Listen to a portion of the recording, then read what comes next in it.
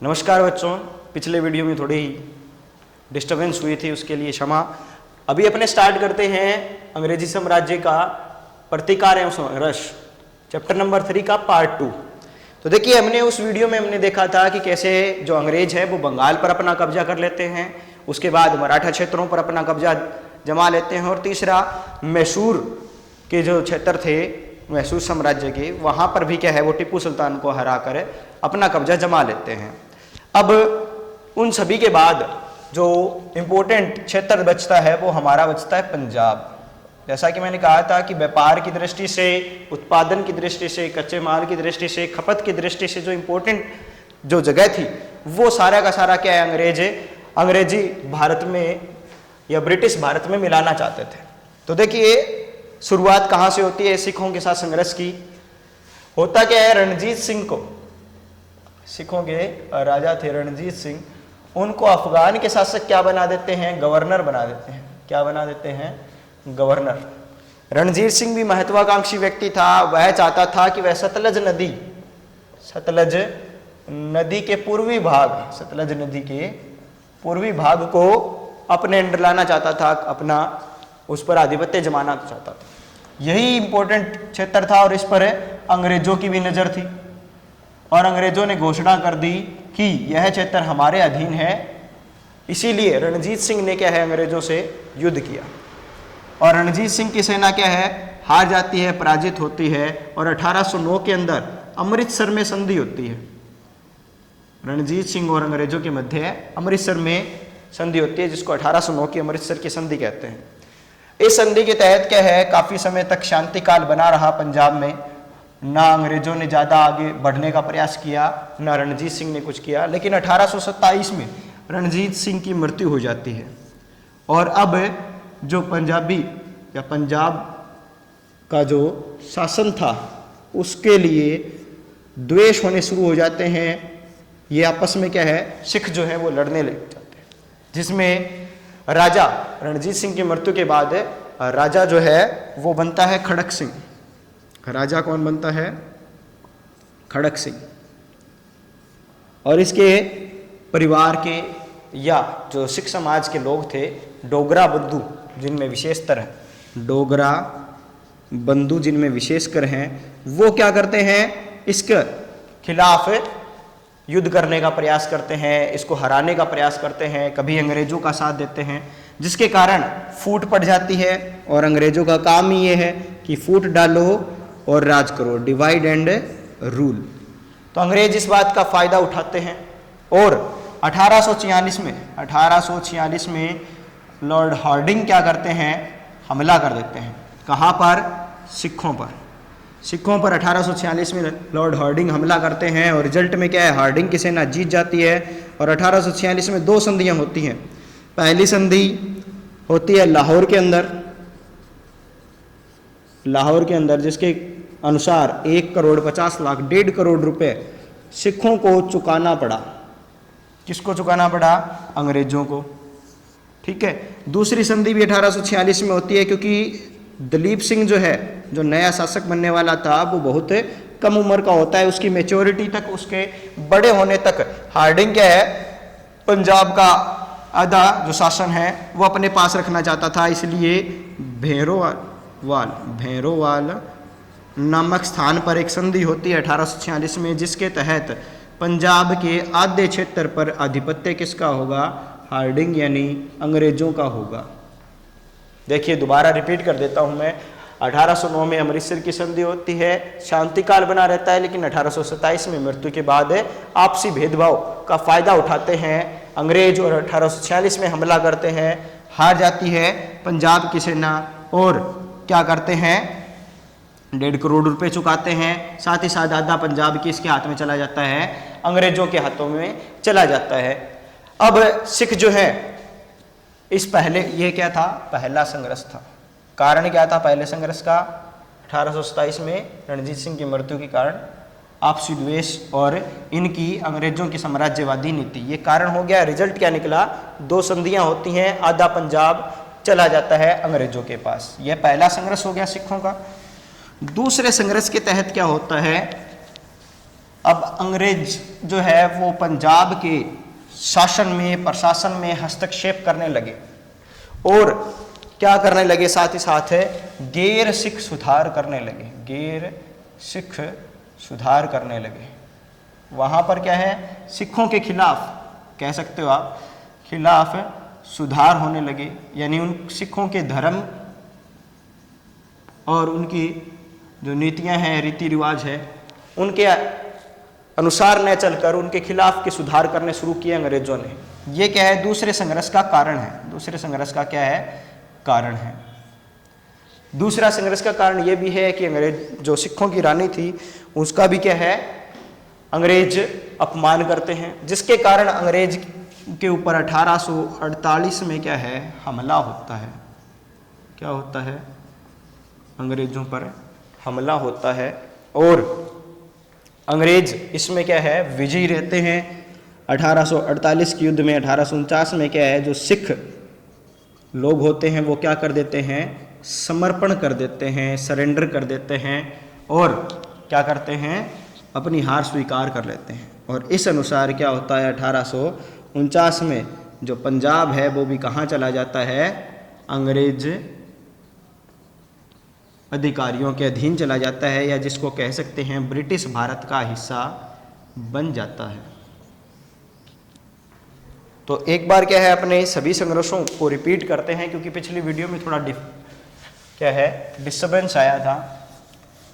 तो अभी देखिए, पहला क्या होता है, बंगाल के लिए सिराजुद्दौला नवाब बनता है तो पसंद नहीं होता, फिर वो मीर जाफर को बनाते हैं, फिर मीर कासिम को बनाते हैं, जिसके लिए प्लासी का युद्ध 1757 में, 1764 में मीर कासिम के साथ युद्ध करते हैं बक्सर का। उसके बाद बंगाल पर आधिपत्य हो जाता है और बंगाल, उड़ीसा, बिहार के जो क्षेत्र है वो चले जाते हैं अंग्रेजों के पास। नेक्स्ट अपने देखते हैं कि मराठाओं से युद्ध जीतते हैं। मराठाओं की शक्ति कमजोर होती है 1761 के पानीपत के तीसरे युद्ध में।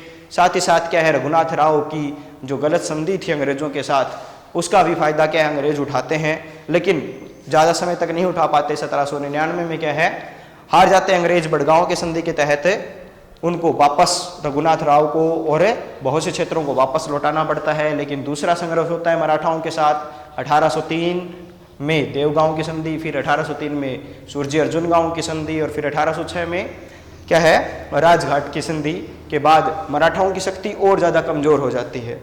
तीसरे में देखें तो क्या है, वेलिजली की जो साम्राज्यवादी नीति थी, जिसके तहत क्या है, फिर से मराठाओं की हार होती है और 1817 में जो अपमानजनक संधि हुई थी पेशवा और सिंधिया के साथ, उसका बदला लेने के लिए जो 1818 में हमला किया गया था, उसमें भी क्या है, मराठाओं की हार हो जाती है, जिसकी वजह से क्या है, 1818 में क्या है, बंगाल, ये मराठा जो है वो क्षेत्र भी अंग्रेजों के पास चला जाता है। यानी 1818 में मराठा क्षेत्र, 1764 में बंगाल और उसके बाद 1799 में मैसूर, टीपू सुल्तान को हराकर मैसूर पर कब्जा कर लिया जाता है। और उसके बाद अभी अपने देखते हैं 1849 में पंजाब पर भी कब्जा किसका हो जाता है, अंग्रेजों का हो जाता है। ये मैंने थोड़ा रिपीट कर दिया।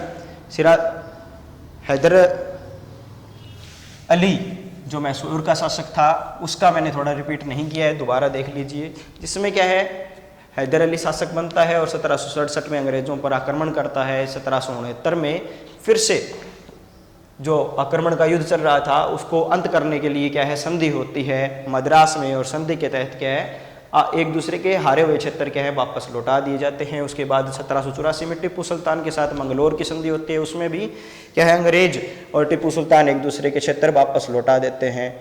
और नेक्स्ट 1792 में एक संधि होती है श्रीरंगपट्टम की, और उसमें टिप्पू सुल्तान हारता है, जिसके तहत उसको 3 करोड़ रुपए देने पड़ते हैं, अपना आधा मैसूर देना पड़ता है, और 2 बेटों की कस्टडी भी क्या है, अंग्रेजों को देनी पड़ती है। 1799 में सहायक संधि को मना कर देने के कारण क्या होता है, उसकी युद्ध में टिप्पू सुल्तान की मृत्यु होती है और 1799 में फिर क्या है श्रीरंगपट्टनम पर क्या उस किसका अंग्रेजों का और साथ ही साथ किस पर पूरे मैसूर पर अंग्रेजों का क्या हो जाता है आधिपत्य हो जाता है। अब ये तो देखिए 1857 की क्रांति के पहले के जो संघर्ष थे यानी ब्रिटिश के बीच में और भारतीय शासकों के बीच में संघर्ष थे वो थे। अब देखिए अपने थोड़ा सा बीच में 1857 का स्वतंत्रता संग्राम के बारे में जानेंगे, लेकिन उससे पहले भी क्या है कुछ जनजातीय आंदोलन हुए थे। 1857 की क्रांति से पहले या संघर्ष से पहले क्या हुआ थे जनजातीय आंदोलन हुए थे, जैसे भील आंदोलन है, सन्यासी आंदोलन है, संथाल आंदोलन है, ठीक है, रामोसी आंदोलन है। इनके बारे में पहले पढ़ लेते हैं 1857 की क्रांति से पहले, क्योंकि टाइमलाइन आपकी फिर सही रहेगी। तो देखिए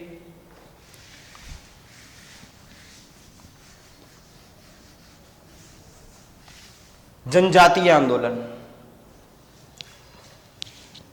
ये जनजातियां जो है वो कस्बों में रहती थी, अपने छोटे छोटे गांव बनाकर रहते थे ये लोग। लेकिन जब बंगाल को हड़पने के लिए युद्ध होते हैं 1757 में और 1764 में आधिकारिक रूप से क्या है अंग्रेजों का आधिपत्य हो जाता है बंगाल पर, तो इन जनजातीय लोगों के जीवन पर बहुत बुरा प्रभाव पड़ता है। कैसे कैसे पड़ता है ये देखिए, जनजातीय आंदोलनों का कारण देखते हैं अपने क्या क्या है।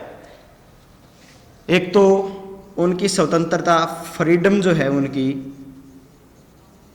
वो छीन ली जाती है, उनको पूरी तरह से स्वतंत्र नहीं छोड़ा जाता। उसके अलावा उनके ऊपर टैक्स बढ़ा दिए जाते हैं, जिसके कारण उन पर और ज़्यादा दबाव बन जाता है। तीसरा, उनका जो सामाजिक जीवन था उसको भी वो क्या है परेशान करते हैं अंग्रेज, जिसके कारण ये जनजातीय जो लोग थे वो बहुत ज़्यादा परेशान हुए। इसके अलावा वहाँ का जो इकोनॉमी सिस्टम था वो भी क्या है उन्होंने गड़बड़ कर दिया। अर्थव्यवस्था की जो व्यवस्था थी वो भी अंग्रेजों ने क्या अपने अनुसार चलाने के लिए उनके जीवन या उनकी खुशियों को, उनके सुख को क्या है पूरी तरह से प्रतिबंध लगाने का प्रयास किया। इन सभी चीज़ों का विरोध करने के लिए क्या है जनजातीय आंदोलन हुए, या जिनको क्या है जनजातीय विरोध अपने कह सकते हैं। जिसे सबसे पहले जो विरोध होता है वो होता है सन्यासी विरोध। सन्यासी विरोध यानी एक सन्यासी प्रकार का समाज था, साधु के रूप में रहते थे ये और खेती किया करते थे। तो पहला है सन्यासी विद्रोह। सन्यासी विद्रोह होता है 1769-70 के मध्य। कारण क्या होता है 1769 और 70 के मध्य बंगाल में अकाल पड़ता है, जिसके कारण फसल अच्छी नहीं होती और ये क्या है सन्यासी जो लोग हैं वो कर पूरा नहीं चुका पाते। इसके बदले अंग्रेजों ने क्या किया, करों को क्या कर दिया और ज़्यादा बढ़ा दिया, जिसका नुकसान क्या होता है, जिसका नुकसान है सन्यासियों पर बहुत ज़्यादा पड़ता है, उनके जीवन स्तर पर बहुत बुरा नुकसान पड़ता है। इसके अलावा सन्यासी जो है वो खेती करने के अलावा जो उनका मुख्य दूसरा कार्य था वो प्रतिवर्ष तीर्थ करने का था। सन्यासी लोग हैं, साधु लोग हैं, तो तीर्थ करना साधारण सी बात है। अंग्रेजों ने क्या किया, इनके तीर्थों पर आने जाने पर क्या लगा दी, रोक लगा दी। यानी उनके सामाजिक और उनके आर्थिक जीवन दोनों को क्या है अंग्रेज पूरी तरह से नुकसान पहुंचा रहे थे। इसलिए सन्यासी लोगों ने क्या किया, ये क्या है बुरी चीज़ों को सहन नहीं करते थे और इन्होंने क्या कर दिया, विद्रोह कर दिया। अंग्रेजों को बड़ी भारी सेना भेजकर बड़ी मुश्किल से क्या है इस विद्रोह को क्या है बंद करना पड़ा, समाप्त करना पड़ा, या इसको सुलझाया अंग्रेजों ने। काफ़ी बड़े स्तर पर विद्रोह हुआ था ये। दूसरा विद्रोह जो है वो आता है कोल का। कोल समाज का जो है वो विद्रोह शुरू होता है दूसरे नंबर पर। कोल समाज में क्या है, इनका मुखिया होता है मुंड। इनका मुखिया कौन होता है, मुंड। अब अंग्रेजों ने क्या किया 1831 के बाद इन मुंडों से, यानी कोल साम्राज्य या जो कोल समाज है उनके मुखिया मुंडों से छीन कर जमीनें 1831 में किसको देना शुरू कर दिया, अपने अधिकारी यानी विदेशी लोगों को देना शुरू कर दिया। इसका विद्रोह या विरोध करने के लिए क्या है, कोल समाज ने विद्रोह है 1831 के बाद किए, जिसके अंदर इन्होंने सिंह भूमि आदि जो क्षेत्र थे, जैसे रांची है, इन क्षेत्रों पर क्या किया, विद्रोह किया। और इस विद्रोह में भी क्या है, सेम कंडीशन है, अंग्रेजों को बहुत मुश्किल से ये विद्रोह क्या है शांत करने में बहुत मुश्किल हुई। तो ये एक बात आप सभी विद्रोह के लिए बता सकते हैं कि हर एक विद्रोह को शांत करने में क्या है, अंग्रेजों को काफ़ी तकल्लुफ़ उठाना पड़ा, उनको बहुत मुश्किल होती है, क्योंकि ये जो छोटी छोटी जनजातीय लोग थे, इन्होंने भले ही क्या है विद्रोह है एक साथ नहीं किया, अलग अलग किया, बंटकर किया, लेकिन इनका विद्रोह जो है वो वास्तव में बहुत ज़्यादा ताकतवर था। इसके अलावा जो तीसरा विद्रोह होता है संथालों का। तीसरा विद्रोह जो है वो संथाल समाज का होता है। एक सेकंड दीजिएगा। संथाल समाज का विद्रोह होता है। संथाल समाज में क्या है, दो भाई थे, सिंधु और कान्हू। सिंधु और कान्हू, वो दोनों भाई क्या है इस विद्रोह को लीड करते हैं। उनके मुख्य नेता होते हैं सिंधु और कान्हू। ये दोनों संथाल के विद्रोह को लीड करते हैं। इसमें भी क्या है, अंग्रेज अपने फायदों के लिए इन संथाल समाज के लोगों पर क्या करते हैं, करों को की बढ़ोतरी करते हैं। इनके आर्थिक और साथ ही साथ इनके सामाजिक जीवन पर भी क्या है बहुत बुरा प्रभाव वो डालते हैं, जिसके कारण यहाँ के लोग क्या हैं विद्रोह करते हैं। जैसे हजारीबाग, सिंह भूमि आदि स्थानों पर क्या है मुख्यतः विद्रोह किया जाता है। और इनको लीड करने वाले कौन थे, सिंधु और कान्हू। विद्रोह हुआ कब है, 1855 और 56 के मध्य क्या है विद्रोह होता है। इसके बाद अपने चलते हैं भील समाज का विद्रोह, जो काफ़ी लंबा चला था। भील समाज का विद्रोह, ये देखिए इन्होंने विद्रोह कई बार किया। जैसे 1812 से लेकर 19 तक इन्होंने विद्रोह किया। उसके बाद 1825 में इन्होंने विद्रोह किया। उसके बाद 1831 में इन्होंने विद्रोह किया। और उसके बाद 1846 में भी इन्होंने विद्रोह किया। यानी इन्होंने बहुत बार विद्रोह किया।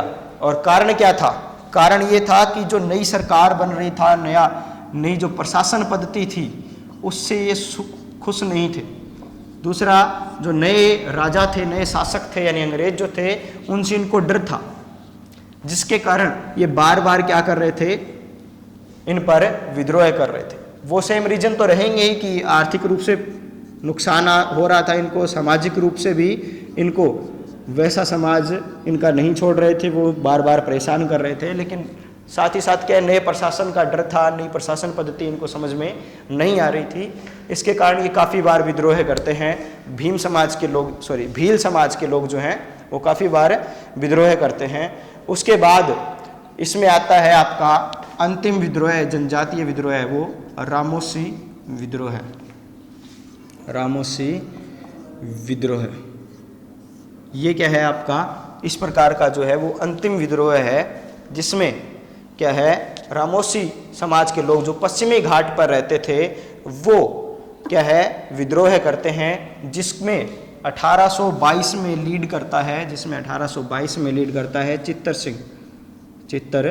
सिंह जो क्या है सतारा नामक स्थान को वो लूटते हैं। क्या करते हैं, लूटते हैं। 1822 में विद्रोह होता है, उसको संभालता कौन है, चित्तर सिंह। और जिसमें सतारा के क्षेत्र को या सतारा क्षेत्र को क्या है वो लूटते हैं। उसके बाद यह विद्रोह शांत होने के बाद 1825 में भी वे दोबारा से विद्रोह करते हैं। देखिए इन सभी विद्रोह में मैंने आपको सिर्फ वो बातें बताई हैं, पूरा डिटेल में मैंने उनको पूरा नहीं समझाया जैसे बुक में है या आपको लिखना होगा। मैंने सिर्फ आपको पॉइंट्स बताए हैं ताकि आप सिर्फ पॉइंट्स याद रखें। बीच का जो डिटेल है वो याद करके आपको आंसर में लिखना होगा, क्योंकि मान लीजिए एक बड़ा क्वेश्चन आता है कि जनजातीय विद्रोह के बारे में बताइए, तो सारे जनजातीय विद्रोह आपको बताने होंगे। तो उन विद्रोह के पीछे कारण क्या थे, उनका परिणाम क्या था, विद्रोह करने वाले कौन थे, और सबसे इम्पोर्टेंट टाइमलाइन कब होते हैं वो विद्रोह। ये चीज़ें इंपॉर्टेंटली आपको क्वेश्चन के आंसर में लिखनी होती हैं और याद करनी होगी। मैंने बताया आपको कारण क्या थे, आर्थिक सामाजिक जीवन उनको नुकसान पहुंचना, यानी बहुत ज़्यादा कर बढ़ा दिए थे उन्होंने, ठीक है, या जैसे सन्यासी वाले में उनको तीर्थ ही नहीं करने दिया जा रहा था, तो वो सामाजिक और आर्थिक कारण हैं। परिणाम क्या निकलते हैं, अंततः किसी न किसी तरीके से क्या है, अंग्रेज उन विद्रोह को समाप्त कर देते हैं, शांत कर देते हैं। संथाल का विद्रोह तो बहुत ज़्यादा भयंकर था, संथाल के लिए उन्होंने अलग से संथाल परगना उनको बनाना पड़ा, परगना उनको बनाना पड़ा, इतना भयंकर विद्रोह हुआ था ये। उसके बाद विद्रोह कब कब हुए, तो देखो जैसे अभी मैं टाइमलाइन लिख देता हूँ, आपको दोबारा से रिमाइंड हो जाएगी। जैसे पहले होता है सन्यासियों का, सन्यासी ये होता है 69-70 में। कब हो, 1769-70 में। कारण क्या था, अकाल पड़ा और अंग्रेजों ने टैक्स बढ़ा दिए बजाय कम करने के। दूसरा हमने पढ़ा था कि कोल विद्रोह है। कोल विद्रोह कब होता है, 1831 के बाद। कारण क्या रहा कि मुंडों से, यानी इनके मुखिया मुंडों से जमीन छीनकर विदेशियों को देना। उसके बाद संथाल, संथाल की टाइमलाइन क्या है भाई, 1855-56। उसके बाद संथाल के बाद आक्रमण करते हैं भील, इनकी टाइमलाइन थोड़ी ज़्यादा ही लंबी है, 1812 से 19। उसके बाद 1825, 1831, 1846, ये इनकी टाइमलाइन थी सभी जनजातीय विद्रोह की। ये क्या है, सारे के सारे जनजातीय विद्रोह जो है वो 1857 की क्रांति से पहले होते हैं। अभी अपने चलते हैं जो 1857 की क्रांति है उसके ऊपर। तो नेक्स्ट पॉइंट अपना क्या होगा, 1857 की क्रांति। वैसे आपके बुक के हिसाब से इतनी इंपॉर्टेंट नहीं है 1857 की क्रांति, लेकिन फिर भी थोड़ा डिटेल में उसको जान लेते हैं, ताकि बाई चांस अगर क्वेश्चन पुट होता है तो भी आप उस पर लिख पाते। पहली चीज, 1857 की क्रांति के पीछे कारण क्या था, क्या क्या कारण थे भाई। डलहौजी की हड़प सिद्धांत, डलहौजी का हड़प सिद्धांत, अंग्रेजों की आर्थिक नीति, अंग्रेजों की आर्थिक नीति, सामाजिक कारण रहे थे, धार्मिक कारण रहे और सैनिक कारण भी रहे। जैसा कि आपने पढ़ा भी है कि डलहौजी ने क्या है, हड़प नीति अपनाई थी। उसने पंजाब जैसे क्षेत्रों को जीतने के लिए, या बहुत से ऐसे क्षेत्र थे जैसे मैसूर के क्षेत्र को भी जीतने के लिए उसने अपने हड़प का सिद्धांत यूज किया। उसके अलावा आर्थिक नीति, उनकी आर्थिक नीति जैसे अपने अंग्रेजों के बारे में पढ़ते ही आए हैं, उनको सिर्फ क्या चाहिए था, ओनली एंड ओनली प्रॉफिट चाहिए होता था, लाभ ही कमाना उनका उद्देश्य था, चाहे जनता कैसे भी रहे। उसके अलावा सामाजिक कारण, लोगों के धर्मों के बीच में या उनके धार्मिक कार्यों के बीच में, उनके सामाजिक कार्यों के बीच में दखल डालना भी क्या है, एक मुख्य कारण रहा। धार्मिक कारण, धर्म परिवर्तन करवाना या धर्म के नाम पर उनको भड़काना, उनको आपस में लड़वाना, यह भी कारण रहा। सैनिकों में क्या है, सैनिकों के साथ जो भेदभाव होता था, उनको बराबर की पदवी नहीं देना, उनको बराबर की तनख्वाह नहीं मिलना, बराबर का व्यवहार उनके साथ नहीं होना, आचरण सही नहीं होना, ये सारे कारण क्या थे, संघर्ष के कारण थे। होता क्या है, मार्च 1857 बैरकपुर छावनी, बैरकपुर छावनी में 1857 की क्रांति के पहले हीरो मंगल पांडे क्या कर देते हैं, विद्रोह कर देते हैं। वो कहते हैं कि भाई मैं चर्बी लगे हुए कारतूस का यूज नहीं करूंगा। और इस विद्रोह के समय मंगल पांडे क्या कर देता है, एक अंग्रेज अधिकारी की हत्या कर देता है।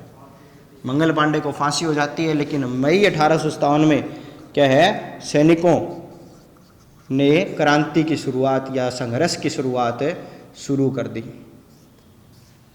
और वो मई में क्या है, क्षेत्रों को जीतते हुए कहाँ चले जाते हैं, दिल्ली, और दिल्ली पर अपना कब्जा जमा लेते हैं और बहादुर शाह को क्या कर देते हैं, बहादुर शाह को अपना शासक या नेतृत्व करने वाला घोषित कर देते हैं। लेकिन ज़्यादा समय तक नहीं उनका कब्जा रह पाता है। सितंबर 1857 में बहादुर शाह के 2 बेटे और 1 पोते को मारकर फिर से दिल्ली पर कब्जा किसका हो जाता है? अंग्रेजों का हो जाता है। इसके अलावा लखनऊ,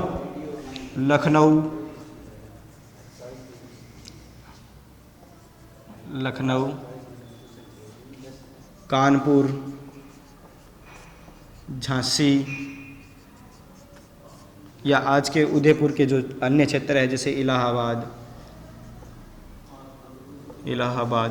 आदि जो क्षेत्र हैं, वहाँ पर भी क्या है क्रांति विस्तृत रूप लेती है। जैसे झांसी के बारे में हमने पढ़ा है, झांसी की रानी तात्या टोपे वहाँ लड़ते हैं। लखनऊ में भी, कानपुर में कुंवर सिंह लड़ते हैं। इलाहाबाद आदि क्षेत्रों में भी क्या है 1857 की क्रांति बहुत भयंकर रूप से अंग्रेजों के सामने आती है और इतना भयंकर संघर्ष होता है कि 1857 के बाद अंग्रेजों को अपनी नीति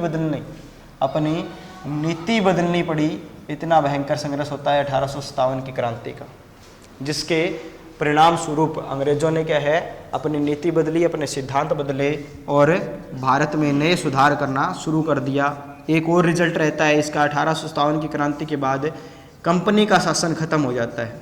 क्या हो जाता है? कंपनी का शासन जो है वो खत्म कर दिया जाता है और शासन सीधा किसके हाथ में चला जाता है? किंग ऑफ क्वीन के हाथ में शासन चला जाता है, यानी रानी जो है वहाँ की, उसके हाथ में सीधा शासन चला जाता है। अब ब्रिटेन की संसद भारत के लिए कानून बनाना शुरू करती है और भारत के ऊपर शासन करना सीधा ब्रिटेन की संसद और वहाँ की रानी से सीधा होता है, न कि किसी कंपनी के द्वारा। तो ये टॉपिक इस वीडियो तक अपने देखते हैं, उसके आगे का पार्ट इस चैप्टर का अपने नेक्स्ट वीडियो में करेंगे। धन्यवाद।